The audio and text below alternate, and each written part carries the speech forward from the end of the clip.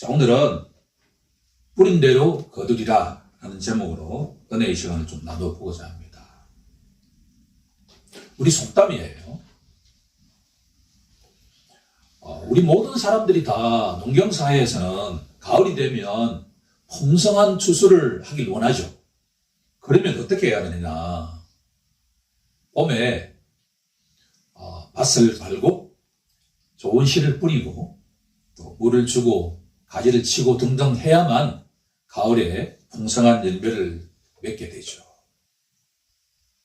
지난주부터 점심 식사를 하고 난 뒤에 우리 아파트 주위를 이렇게 산책을 하는데 거기에도 연세 드신 할아버지 할머니들이 농사를 짓더라고 보니까요.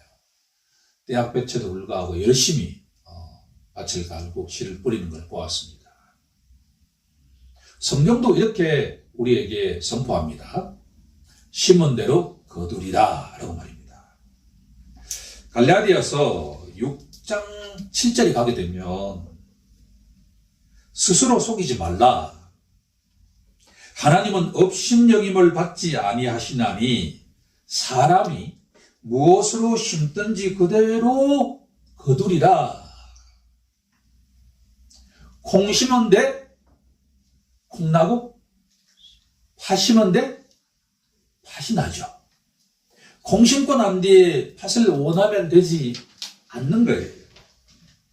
봄에 우리가 열심히 씨앗도 뿌리지 않았는데 가을에 추수를 풍성하게 얻으려고 하면 하나님을 업신여기는 것과 똑같다는 이야기예요. 제가 젊은 이들에게 이런 이야기를 많이 했습니다. 10년 뒤를 내다보고 살아야 된다. 10년 뒤에 풍성한 열매를 거두려고 하면 지금 어떻게 해야 된다는 거예요? 씨앗을 열심히 뿌려야 된다. 그런데 갈라디아서 6장 8절에 가면 아주 흥미로운 점을 우리에게 알려주고 있습니다. 자기의 육체를 위하여 심는 자는 봄에 아무리 열심히 씨를 뿌리고 밭을 갈고 열심히 일해도 자기 육체를 위하여 심는 자는 가을에 뭘 거두냐 그러면 썩어질 것을 거둔다 그런 이야기예요. 거두긴 거두는데 썩어질 것을 거둔다는 거예요. 반면에 성령을 위하여 심는 자는 성령으로부터 뭘 거두느냐? 영생을 거둔다.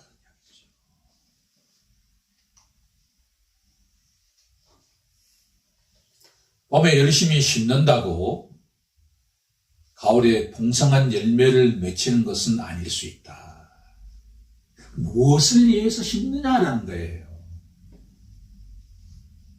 성령을 위해서 심는다는 것은 하나님의 뜻에 합하게 심어야 된다라는 말씀이지요. 하나님의 뜻에 합하게 심는 자는 때가 되면 영원한 생명을 거두게 되지만 자기의 생각과 자기의 뜻대로 아무리 열심히 심어도 가을이 되면 풍성하게 거둔 것 같은데 알고 보니까 뭐예요? 겨울이 되면 어떻게 된다는 거예요? 다 썩어 자빠진다는 이야기예요. 이 정도의 맥락을 가지고 오늘 본문을 좀 바라보길 원합니다. 오늘 본문의 가장 중요한 사건은 가나안 땅에 정탐꾼을 보내는 사건이에요. 우리가 어떻게 알고 있냐 그러면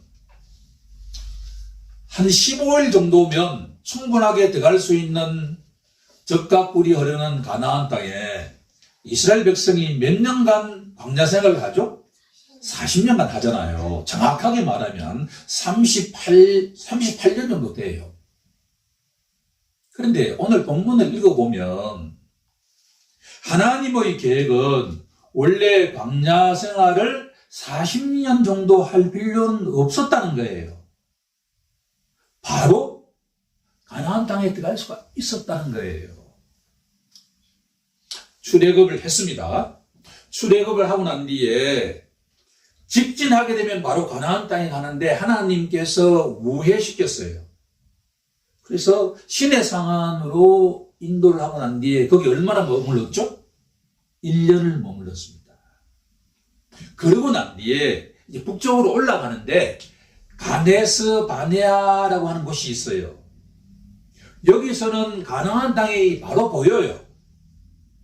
너희들이 올라가서 가나안 땅을 정복하라라고 하나님이 명령을 하셨는데 이스라엘 백성이 뭐라고 하냐 그러면 하나님 우리가 가나안 땅을 정탐할 수 있도록 해주세요라고 기도를 해요. 여러분 정확하게 아셨습니까? 민수기 13장 1절로 가볼까요? 오늘 본문을 이해하는데 아주 중요한 본문입니다. 여호와께서 모세에게 말씀하여 이르시되 사람을 보내어 내가 이스라엘 자손에게 주는 가나안 땅을 정탐하게 하되, 이 본문을 읽으면 처음부터 하나님께서 가나안 땅을 정탐하게 하신 것처럼 보이죠? 그런데 신명기 1장으로 가보죠. 신명기 1장을 한번 가봅시다. 신명기 1장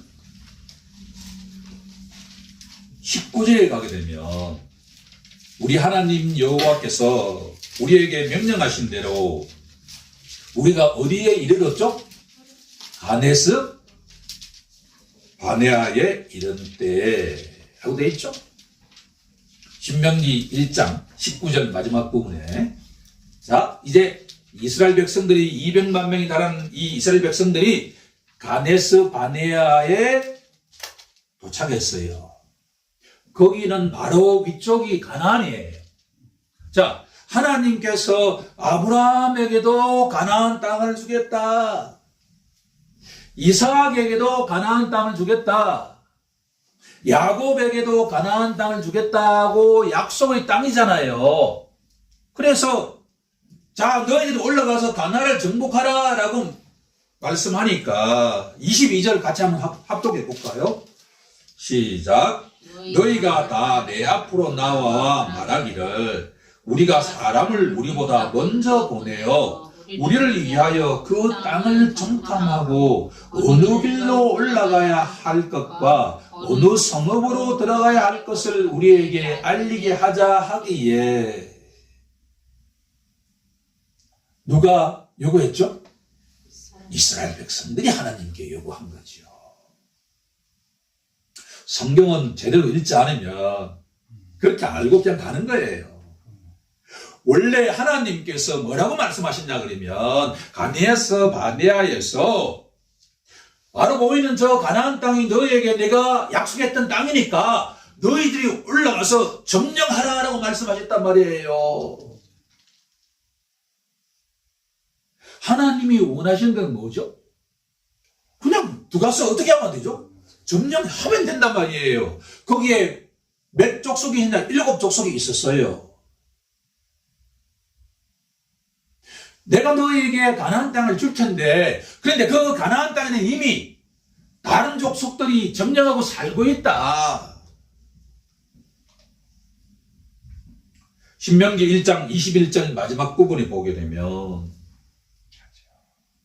두려워하지 말라, 주저하지 말라.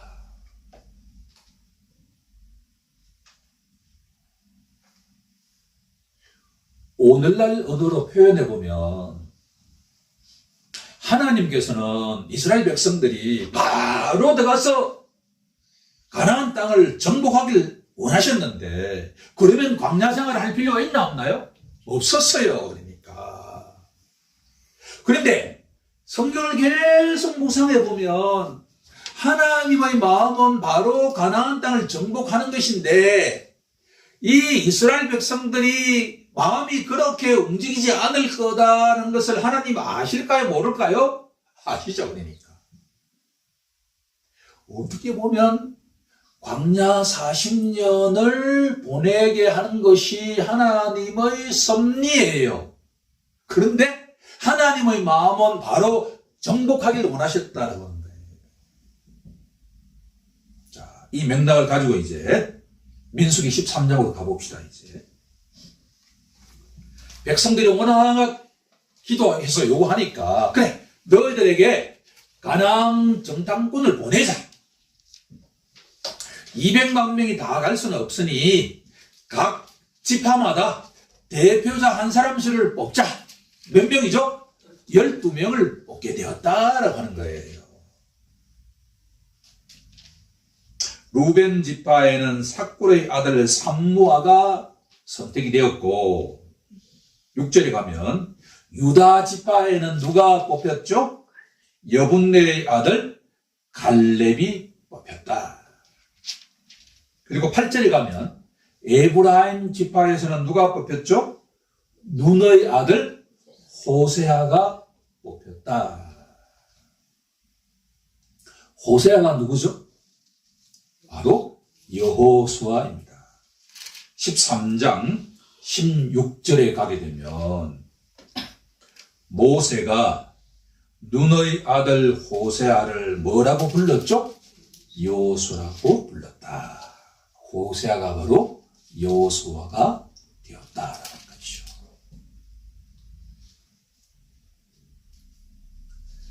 열두 명 가운데 이제 우리가 두 사람에게 주목해 보아야 합니다. 갈렙과 누구요? 호세아, 즉 여호수아 두 사람을 기억해야만 합니다.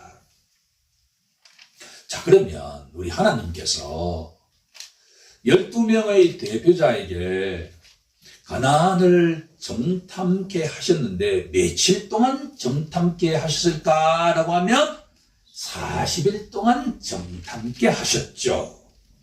성경은 40이라고 하는 게 아주 중요한 숫자죠. 예수님께서 금식하신 날짜도 며칠이죠? 40일이었고 모세가 시내산에서 기도했던 것도 40일이었고 홍수가 내렸던 것도 며칠이죠? 40일이었습니다. 성경은 40일이 참 상징적이고 중요한 시간이에요. 40일 동안 너희들이 정탐해라. 하나님께서 그냥 보내셨을까요? 정탐할 내용을 말씀하세요. 몇 가지? 6가지를 정탐해라 라고 말씀하십니다. 하나님은 자신의 자녀들이 이 세상에 그냥 살기를 원하지 않았어요. 정확하게 정탐해라. 너희들이 가나안 땅에 가면 6가지를 정탐을 해야 된다. 민수기 13장 18절부터 나옵니다.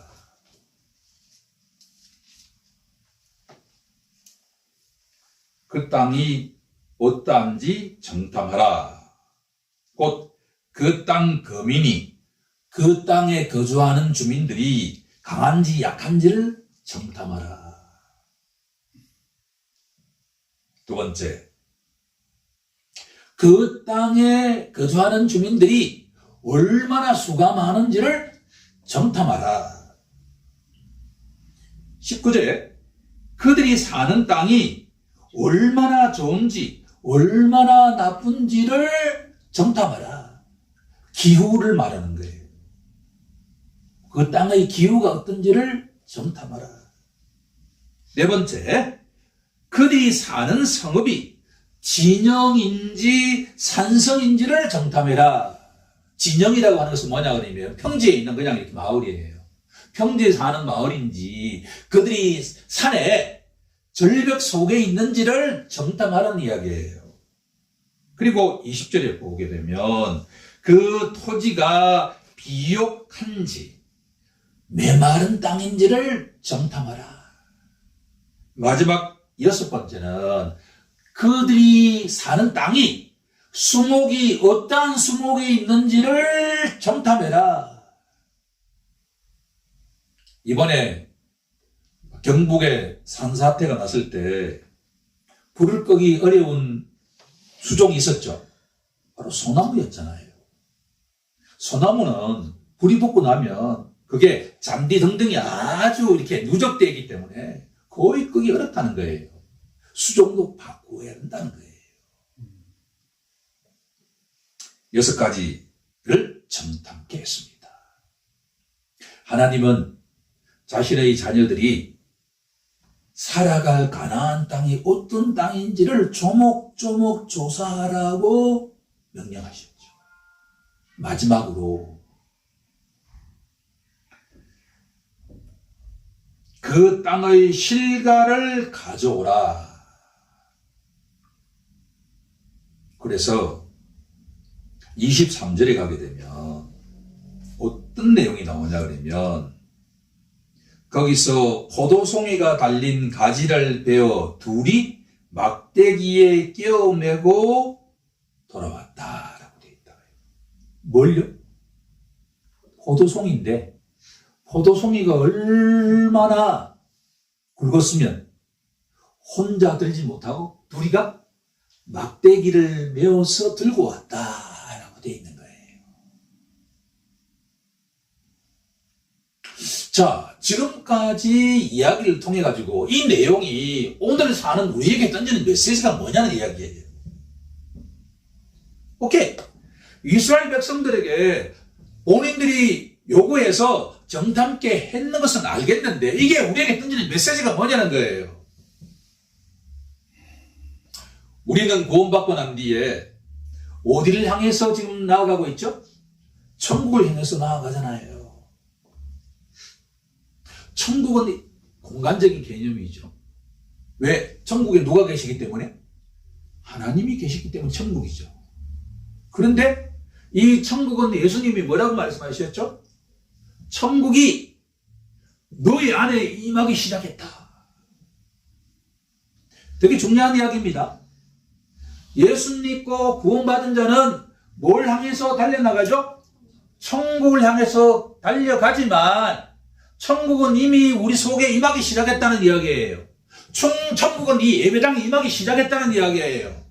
따라서 바로 우리들은 천국의 정탐꾼이다라고 저는 첫 번째 결론을 얻게 되었습니다.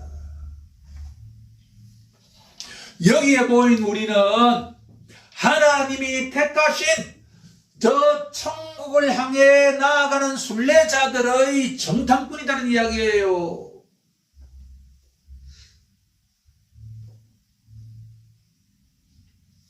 천국이 공간적인 개념이라고만 정의한다면 천국은 저 멀리 있지만 예수님이 나의 죄와 허물을 위해서 십자가에 죽으시고 3일 만에 부활하셨다라고 믿는 자에게는 이 마음속에 뭐가 임하기 시작했다는 거예요? 천국이 임하기 시작했다라고 하는 거예요. 그러면 이 이야기는 바로 우리가 천국의 정탐꾼이라고 한다 그러면 40일 동안 정탐하고 난 뒤에 모세와 아론에게 가서 그 정탐한 가나안 땅이 어떻다라고 보고하는 내용이 바로 우리의 삶과 동일하다 그런 이야기예요.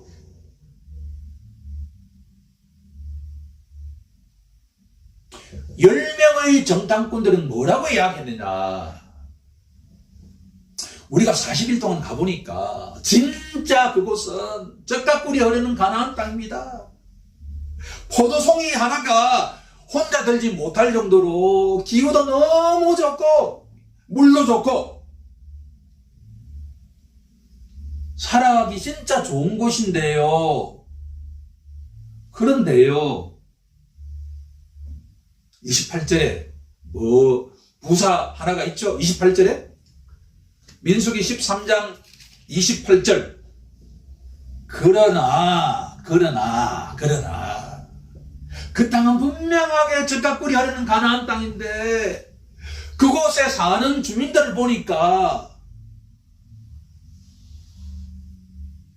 그들이 보기에 우리는 뭐처럼 보였다? 메뚜기처럼 보였다라고 하는 거예요. 자, 33절 한번 합독하겠습니다. 33절 민수기 13장 33절 합독합니다. 시작. 거기서 네피림 후손인 아낙 자손의 거인들을 보았나니 우리는 스스로 보기에도 메뚜기 같으니 그들이 보기에도 그와 같았을 것입니다. 아납 자손들은 성경에서 네피림, 즉 거인 족속이에요. 그 거인 족속 속에서 누가 나왔냐 그러면 골리앗이 나온 거예요. 이 골리앗이 갑자기 튀어나온 게 아니에요. 이미 출애굽하고 난 뒤에 가데스 바네아에서 정탐할 때 그 가나안 땅에는 거인 족속이 있다라고 하는 것을 눈으로 확인했어요. 눈으로 확인했습니다. 거인 족속이 사는 곳이에요. 거기에 산 속에 난공불락처럼 성이 세워져 있었어요. 그러면 10명들이 보고를 하기에 그 땅은 진짜 살기 좋은 곳이지만 그곳에 사는 거인 족속 때문에 우리가 그들을 쫓아낼 수 있다 없다는 거예요? 절대 쫓아낼 수가 없다라고 보고하면서 그들의 눈에는 골리앗이 다윗을 보기에 벌레처럼 보았던 것처럼 우리를 메뚜기처럼 보았을 것이고 우리 또한 우리가 보기에도 우리는 메뚜기 같은 존재입니다. 그렇게 보고를 했다는 이야기예요.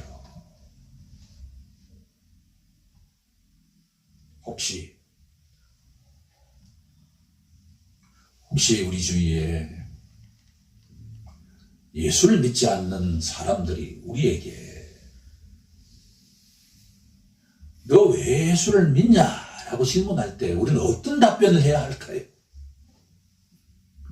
천국이 진짜 있냐? 사람이 죽으면 끝인데 천국이 진짜 영원한 생명이 있느냐라고 질문할 때 우리가 어떤 답변을 하냐 말이에요. 혹시 우리가 이 정탐꾼 10명에 속한 것처럼 나도 잘 모르겠다. 가봐야 되지 않겠냐? 라고 혹시 답은 하지 않는지요? 오늘 본문으로 돌아가 보면 민수기 14장 26절부터 보게 되면 10명의 정탐꾼이 모세와 아론에게 그렇게 보고하자 하나님이 반응을 하십니다.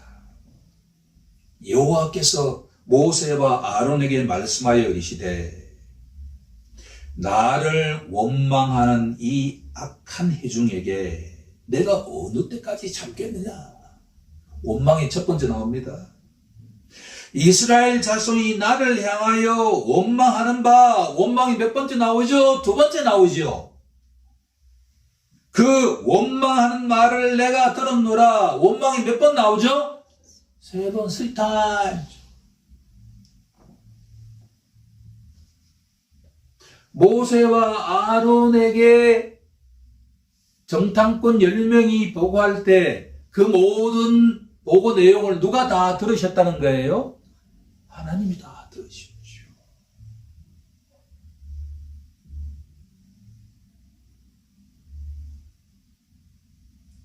그런데 위에서 갈렙과 여호수아는 똑같은 40일 동안 가나안을 정탐하고 돌아오고 난 뒤에 뭐라고 답하느냐? 민수기 14장 30절에 보게 되면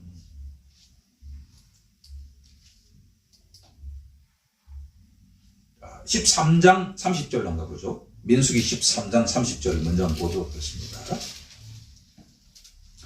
갈렙이 모세 앞에서 백성을 조용하게 하고 이르되 우리가 곧 올라가서 그 땅을 취하자 능히 이기리라.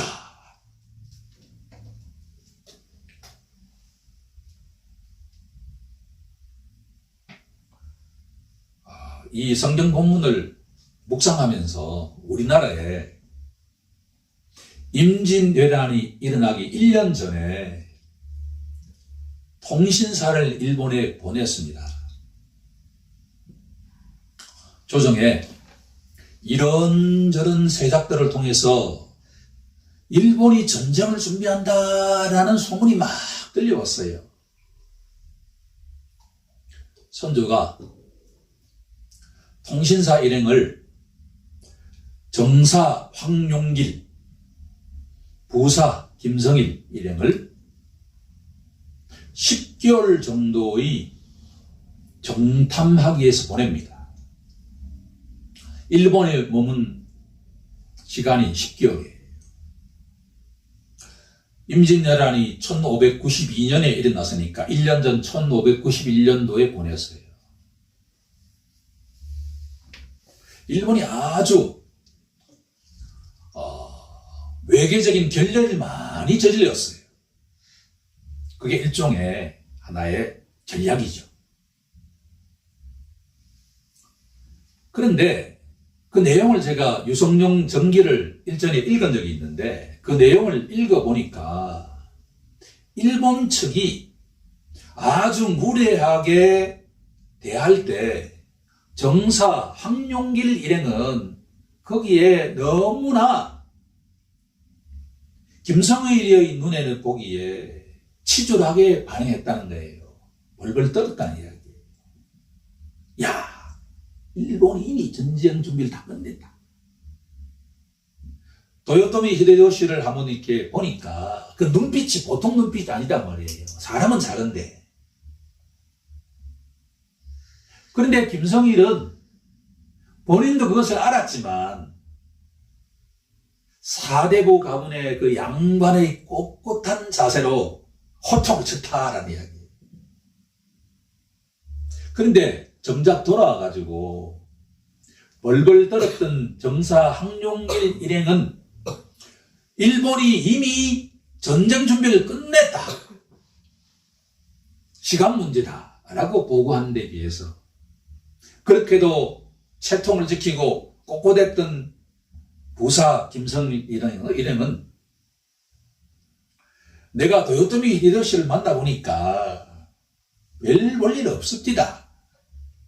전쟁이 일어나지 않을 거다라고 보고를 했어요.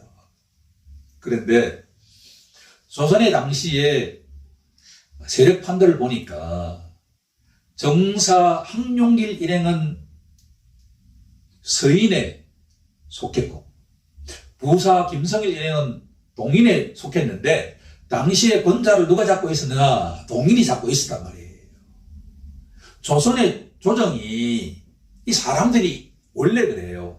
자기들이 듣고 싶은 걸 듣는 거예요. 이미 편지 등등을 통해서 일본은 조선을 침략하는데 조선 정벌 자체가 목표가 아니라 누구를 친다는 거예요. 명을 친다는 이야기란 말이에요. 명을. 타겟은 명이란 말이에요. 그런데 선조와 이 조선의 이게 조정에서는 아니 우리가 그렇게도 떠받치고 있는 명을 친다니 그래서 이제 우왕좌왕하면서 패닉 상태에 빠진 거죠. 그래서 우리가 역사적인 후손들 입장에서 보면 당연하게 어떤 의견을 들어야 돼요? 전쟁을 일으킨다라고 하는 의견을 들어야 함에도 불구하고 당시에 기득권 세력들이 거기에 이렇게 길을 막고 전쟁 안 되겠나라고 결론을 내렸다는 이야기예요. 재미있죠. 그렇죠? 성경 이야기가 우리 역사에도 그대로 일어나잖아요. 똑같은 가나안 땅에 가가지고 이유가 어떻게 됐든 간에 40일 동안 정탐을 하는데 10명은 말이에요. 우리가 보기에도 적들이 보기에도 메뚜기 같아가지고 우리 힘으로는 도저히 안 된다라고 보고하는데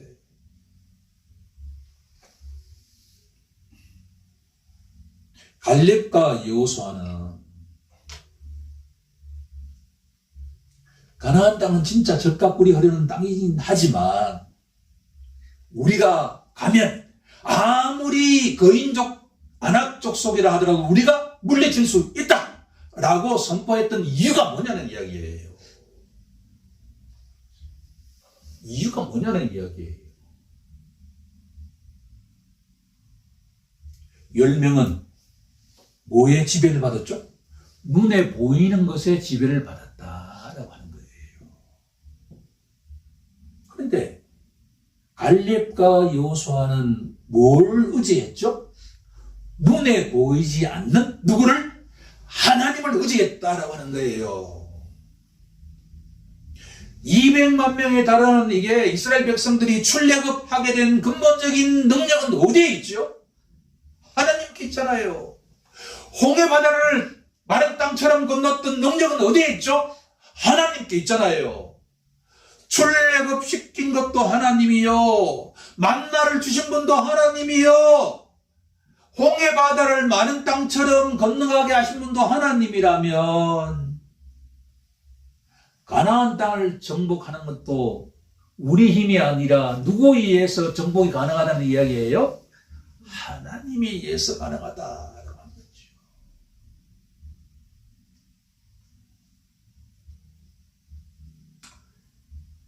첫 번째 갈로의 정답은 정탐꾼이라고 한다면, 두 번째 갈로의 정답은 뭘까요?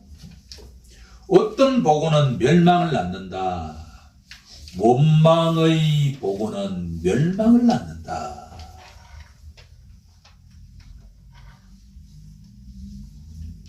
열명의 정탐꾼처럼 눈에 보이는 것에만 지배되는 자들은 결국은 그 열매는 뭐냐 그러면 썩어질 열매다라고 하는 거예요.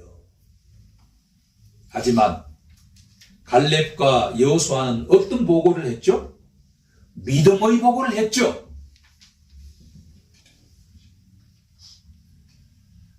금조의 말씀으로 제가 채택한 히브리서 11장 1절을 우리 합독해 볼까요?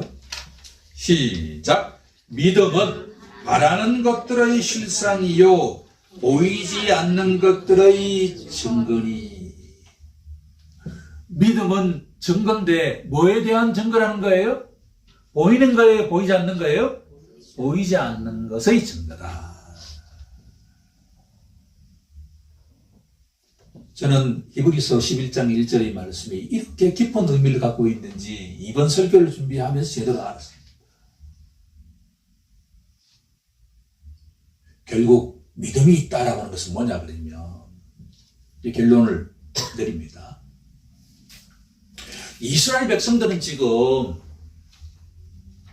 출애굽하고 난 뒤에 목표 지점인 가나안을 향해서 걸어가는 것처럼 우리들은 예수 믿고 난 뒤에 구원을 받고 이 땅에서 뭘 지금 경험하고 있다는 거예요?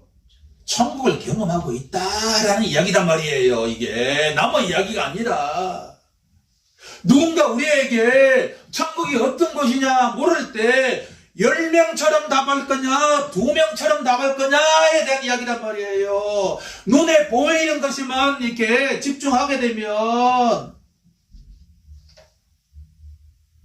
우리 자신이 어떻게 보인다는 이야기예요? 메뚜기처럼 보인다는 이야기예요. 세상 사람 눈에 보이는 것만 자꾸 좌우되면 우리 가정에서, 우리 일터에서, 우리 교회에서 말이에요, 우리나라에서 눈에 보이는 것만 자꾸 지배되면 자신도 모르게 어느 순간에 뭐라고 고백한다는 거예요? 메뚜기다라고 이야기한다는 이야기예요. 그런데 예수 믿는다는 것은 뭐죠? 믿음은 뭐예요? 보이는 것이에요? 보이지 않는 것이에요? 보이지 않는 하나님을 믿는다는 이야기예요.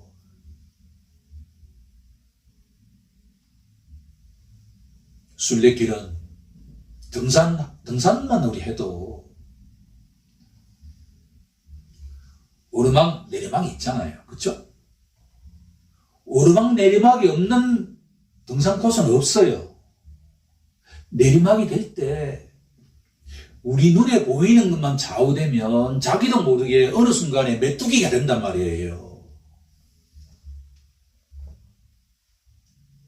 우리 모두 믿음으로 고백하고 보고했던 갈렙처럼 여호수아처럼 우리가 지금까지 살아온 것도 누구 은혜죠? 하나님의 은혜고, 우리가 예수 믿게 된 것도 하나님의 은혜고, 우리가 제사함 받은 것도 하나님의 은혜고, 이 땅에서 천국을 누리는 것도 누구 때문이에요? 하나님의 은혜 때문이죠. 우리가 자격해서 그런 게 아니단 말이에요.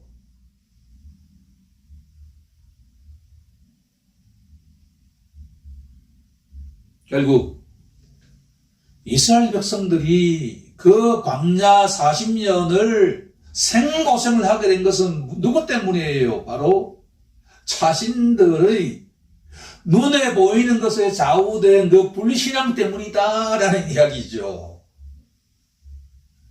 우리 모두 이렇게 기도하면 좋겠습니다.